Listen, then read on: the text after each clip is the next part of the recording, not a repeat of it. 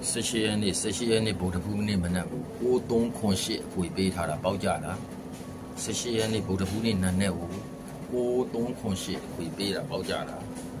9308အခွေပဲเนาะအဲ့မှာ YouTube ထဲမှာကျွန်တော်တင်ထားတယ်9308အခွေအဲ့မှာရွေးပေးထားတယ်93ရယ်08ရယ်03ရယ်09ရယ်ရွေးပေးထားတယ်အခု83နဲ့ပေါက်ကြတာကွန်မန့်ကလေးထဲမှာโอเคလေးတွေရေးထားပါ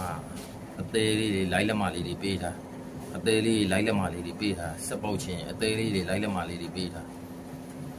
9308အခွေ18ရက်နေ့ဗုဒ္ဓဘူးနေ့နံနက်မှာ9308အခွေပေးထားတယ်ပေါက်ကြတာအဲ့မှာ9308အခွေမှာကျွန်တော်မှီနီလေးတွေနဲ့တားထားတယ်မင်းကွက်ကို93ရယ်08ရယ်03ရယ်09ရယ်ကနန်း၄ကွက်မင်းရွေးပေးတာเนาะကနန်း၄ကွက်မင်းရွေးပေးထားတဲ့အထဲမှာမှီနီလေးနဲ့ရှိပေးတာ83ဆိုတဲ့ကနန်း93ခွန်ဟိုက30ခွန်နဲ့မင်းကွက်မိသွားတယ်เนาะမနေ့ကလုံးကလည်းအင်္ဂါနေ့မနေ့ကလုံးကလည်းနေကုံတစ်တလုံးပိုင်းလို့ကျွန်တော်ပြေးထားတယ်လေအခုလည်းပေါက်ပြန်ပြီဆက်ပေါက်ရှင်ရင်လိုက်ကလေးတွေအသေးလေးပေးထားအသေးလေးတွေလိုက်ကလေးတွေများလာလို့ရှိရင်ကျွန်တော်တင်ရလာလဲတင်ရကျိုးနဲ့တယ်ပေါက်စီရမယ်လိုက်ကလေးတွေအသေးလေးပေးထားလိုက်ကလေးတွေအသေးလေးပေးထား9308အခွေလို့ဆက်ပေါက်ရမယ်ပိုင်နေရရှိသေးတယ်အခုမှ9ရက်ကိုကျွန်တော် YouTube ထဲမှာတင်ထားတာ5ချိန်ကို3ချိန်ထိသွားပြီဗုဒ္ဓဦးညနေနောက်5ချိန်ကျန်သေးတယ်5ချိန်ကို3ချိန်